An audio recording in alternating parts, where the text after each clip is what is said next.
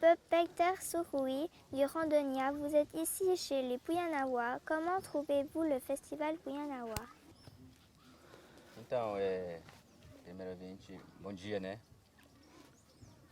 Bonjour, oui je suis de l'état du Randonnia, du peuple Surui. Je suis ici pour faire une visite et ce fut pour moi une grande opportunité d'apprentissage de venir ici. Et j'ai beaucoup apprécié ce festival, il est vraiment très beau. Et ce fut aussi une expérience très riche d'échanges entre nos deux peuples, Surui et Puyanawa. Et j'ai remarqué que les Puyanawa donnent beaucoup de valeur à leur culture, à leur danse, à leur chant et aussi à tout ce qu'ils produisent en termes de boissons et de nourriture. Donc ce fut vraiment un grand plaisir d'être ici et de célébrer notre culture. Est-ce que ce genre de festival pourrait voir le jour chez les Païter Surui? Alors oui, ça serait tout à fait possible. Et nous organisons déjà chez nous un festival par année. Et donc le festival a un nom qui signifie le commencement de la terre. En quoi les Puyanawa sont-ils différents des Païter Surui? Il y a plusieurs différences. Il y a la langue, il y a la culture. Et nos maisons sont construites de façon différente. Et puis nos musiques aussi sont différentes. Mais c'est le cas dans tout le Brésil. Tous les peuples ont des cultures bien à eux. Le Randonnia et l'Acre sont deux États voisins. Vous êtes venus en voiture. Combien de temps vous a-t-il fallu pour venir ici? Oui, les deux États du Randonnia et de l'Acre sont voisins, mais j'ai quand même dû faire un long chemin pour arriver ici.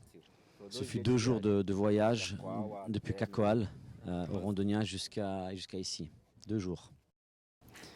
Vous êtes un jeune Surui, mais je crois savoir que vous avez un beau projet concernant les plantes médicinales. Pouvez-vous nous en dire plus?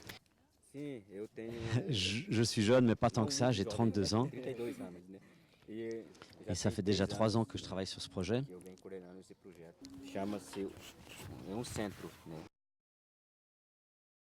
Et ça s'appelle le Centre pour la conservation des plantes médicinales Olawatawa. En autre langue, ça veut dire le lieu où je m'occupe de moi-même. C'est un lieu qu'on est en train de développer avec ma communauté. Et on va en fait chercher des plantes dans la forêt et on les amène proche du village dans ce centre. Et ce projet a pour but de valoriser. Et puis aussi, en fait, ça donne l'opportunité aux jeunes personnes de venir apprendre des choses sur ces plantes dans le centre. Et donc c'est très important comme source d'information et d'enseignement pour les jeunes Surui et donc pour l'avenir de bien connaître les différentes propriétés qui existent sur nos terres. Parce que qui sait ce qui se passera dans 50 ou 70 ans, si ces plantes existeront encore de façon naturelle, donc chez nous au moins elles seront préservées. Et qui sait à l'avenir, dans 10 ou 15 ans, peut-être nous pourrons construire un hôpital où les personnes pourront venir se faire soigner à l'aide de ces plantes médicinales. Donc c'est une lutte de tous les jours pour réaliser ce projet, mais nous y allons pas à pas et nous allons y arriver.